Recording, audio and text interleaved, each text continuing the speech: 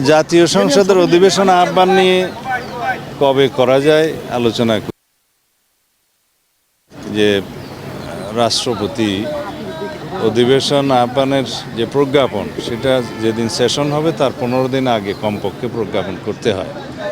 তো এই সামারিটা জাতীয় সংসদ সচিবালয় থেকে মাননীয় প্রধানমন্ত্রীর দপ্তর হয়ে রাষ্ট্রপতির কাছে যাবে।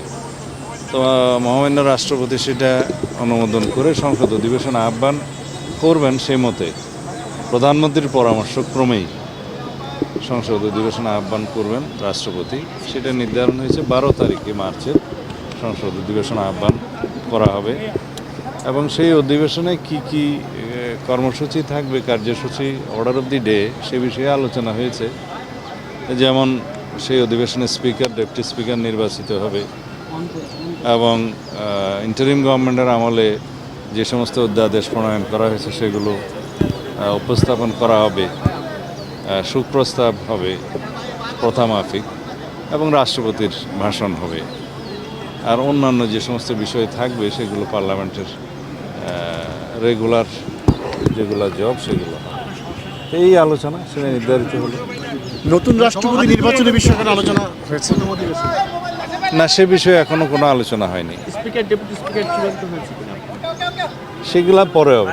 মাননীয় স্পিকার, গতকালকে আদাবরে আমরা দেখেছি প্রধানমন্ত্রী গতকালকে আমরা দেখেছি যে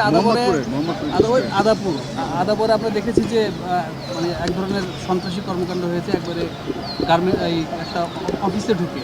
এই যে এই ধরনের কর্মকাণ্ডগুলোকে আপনার না, এরকম একটা সংবাদ আমাদের কানেও এসছে।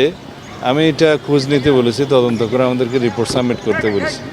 যদি সেরকম কিছু হয় এটা আমরা এই সমস্ত বিষয়ে কঠোর ব্যবস্থা নেব। আর শোনা যাচ্ছিল পুলিশের টপ লেভেল পর্যন্ত পরিবর্তন আসতে পারে, সেটা কি শীঘ্রই আসবে নাকি আরো দেরি হতে পারে? না, কিছু পরিবর্তন তো আসবে, একটু সময় দিলে আর কি।